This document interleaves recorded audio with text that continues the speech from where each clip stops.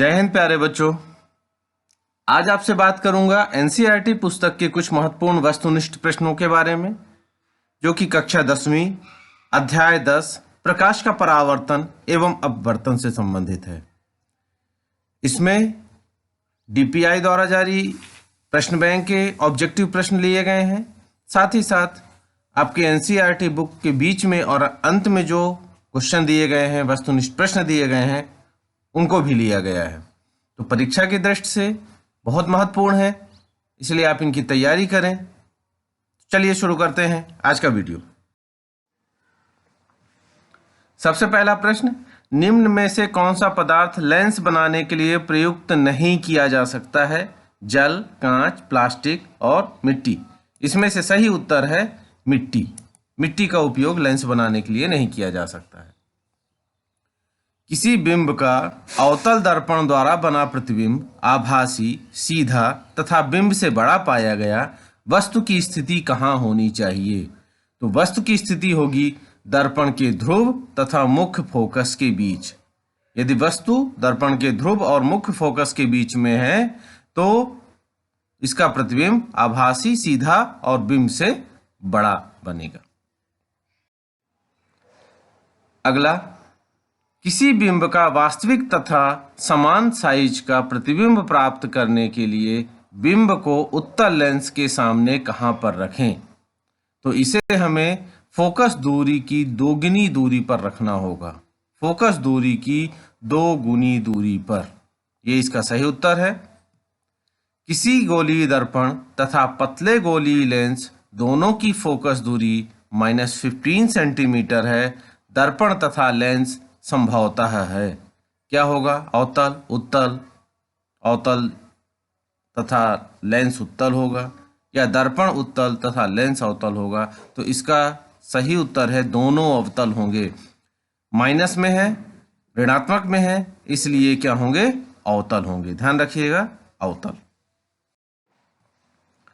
किसी दर्पण में चाहे कितनी ही दूरी पर खड़े हों, आपका प्रतिबिंब सदैव सीधा प्रतीत होता है। संभवतः दर्पण है, क्या होगा? तो यह या तो समतल होगा या उत्तल होगा। दोनों स्थिति में हमारा प्रतिबिंब सदैव सीधा प्रतीत होगा। किसी शब्दकोश में पाए गए छोटे अक्षरों को पढ़ते समय आप निम्न में से कौन सा लेंस पसंद करेंगे?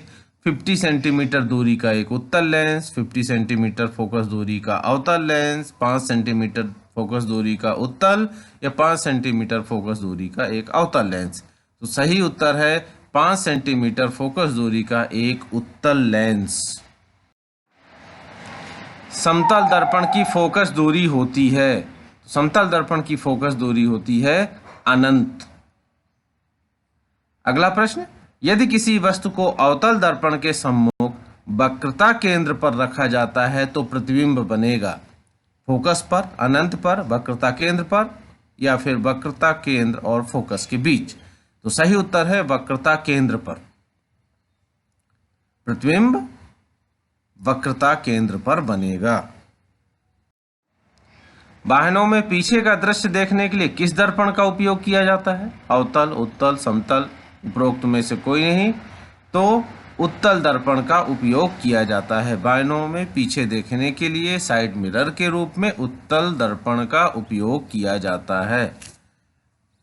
हम दर्पणों की पहचान कर सकते हैं दर्पण की चमक के आधार पर, दर्पण से बनने वाले प्रतिबिंब से, दर्पण पर पड़ने वाले प्रकाश, या फिर वस्तु एवं दर्पण के माध्य से। तो सही उत्तर है दर्पण से बनने वाले प्रतिबिंब से। प्रतिबिंब के आधार पर हम बता सकते हैं कि यह दर्पण कौन सा है। छोटा प्रतिबिंब बन रहा है या बड़ा प्रतिबिंब बन रहा है, इसके आधार पर हम पहचान कर सकते हैं।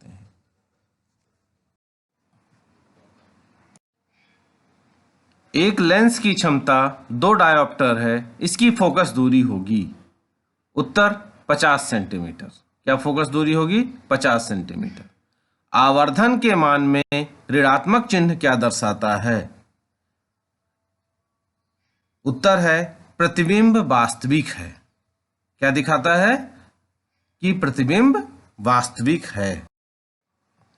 समतल दर्पण की वक्रता त्रिज्या होती है अनंत। समतल दर्पण की वक्रता त्रिज्या अनंत होती है। अब देख लें रिक्त स्थान। गोलीय दर्पण की फोकस दूरी उसकी वक्रता त्रिज्या की डैश डैश होती है, तो क्या होती है? आधी होती है। गोलीय दर्पण की फोकस दूरी उसकी वक्रता त्रिज्या की आधी होती है।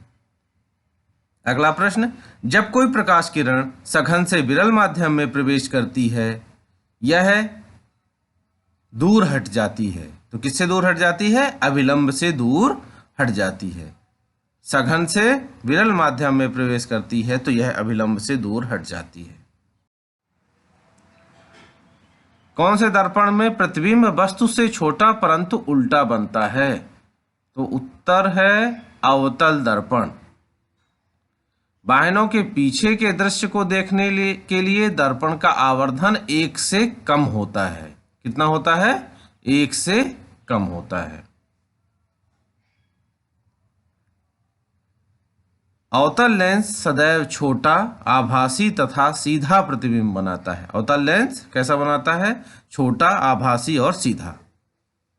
प्रकाश का किसी सतह से टकराकर उसी माध्यम में लौटना क्या कहलाता है? तो हम जानते हैं यह प्रकाश का परावर्तन कहलाता है। आपतन कोण का मान सदैव परावर्तन कोण के मान के बराबर होता है। ये परावर्तन के नियम में है कि आपतन कोण का मान सदैव परावर्तन कोण के बराबर होता है। दो माध्यमों में प्रकाश की चाल का अनुपात क्या है? अपवर्तनांक कहलाता है। अपवर्तनांक दो माध्यमों में प्रकाश की चाल का अनुपात है। वस्तुओं को हम किसकी उपस्थिति में देख सकते हैं? प्रकाश की उपस्थिति में हम देख सकते हैं। न्यूटन ने प्रकाश को किससे बना हुआ माना? तो कणिका से बना हुआ माना। न्यूटन ने किससे माना था? कणिका से बना हुआ माना न्यूटन ने। रेखीय आवर्धन किसे कहते हैं? दर्पण से परावर्तन के कारण बने प्रतिबिंब के आकार का बिंब के आकार से अनुपात रेखीय आवर्धन कहलाता है। मतलब परावर्तन के कारण जो प्रतिबिंब बन रहा है उसका आकार और जो बिंब का आकार है उन दोनों का अनुपात रेखीय आवर्धन कहलाता है। रेगिस्तान की मरीचिका किस क्रिया का उदाहरण है? पूर्ण आंतरिक परावर्तन का उदाहरण है। दर्पण सूत्र 1/f = 1/u + 1/v, ये दर्पण का सूत्र है। उस दर्पण का नाम बताइए जो बिंब का सीधा तथा आवर्धित प्रतिबिंब बना सके। अवतल दर्पण, सीधा और आवर्धित, बढ़ा हुआ। अगला प्रश्न, एक आपतित किरण समतल दर्पण 30 डिग्री का आपतन कोण बनाती है तो परावर्तन कोण का मान क्या होगा? तो जितना आपतन कोण का मान होता है उतना ही परावर्तन कोण का मान होता है, इसलिए परावर्तन कोण भी 30 डिग्री ही होगा। सही जोड़ी बनाइए। डायऑप्टर, तो डायऑप्टर किसकी क्षमता होती है? लेंस की क्षमता होती है। डायऑप्टर लेंस की क्षमता है। उत्तल लेंस बीच में मोटा होगा और किनारों पर पतला होता है। अवतल लेंस की क्षमता कैसी होती है? हमेशा ऋणात्मक होती है, ध्यान रखेंगे, माइनस लगा हुआ है तो अवतल लेंस है। एक सरल रेखीय पथ किसका होता है? तो प्रकाश की किरण का होता है सरल रेखीय पथ। और परावर्तक पृष्ठ गोलीय है तो वो क्या कहलाएगा? वह गोलीय दर्पण कहलाएगा। इस तरीके से ये सही जोड़ी के प्रश्न उत्तर।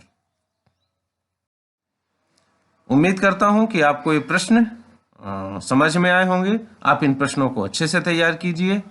आगे मैं आपके लिए नए अध्याय से संबंधित यही ऑब्जेक्टिव प्रश्न उत्तर लेके उपस्थित होता हूं। धन्यवाद।